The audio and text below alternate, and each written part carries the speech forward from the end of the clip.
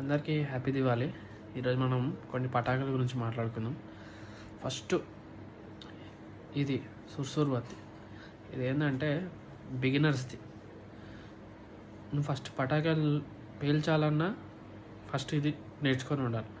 అంటే దీన్ని ఆపరేట్ చేయడం నీకు రావాలి. సుర్సూర్ బత్తి నువ్వు ఏదైనా ఏ సంవత్సరమైన దివాళీ స్టార్ట్ చేయాలన్నా ఫస్ట్ ఇది ముట్టించినాకనే, ఇది వెలిగించినాకనే, దీంతో పేర్లు రాసినాకనే ఇట్లా అప్పుడు వేరే పటాకుల దగ్గరికి వెళ్తాం.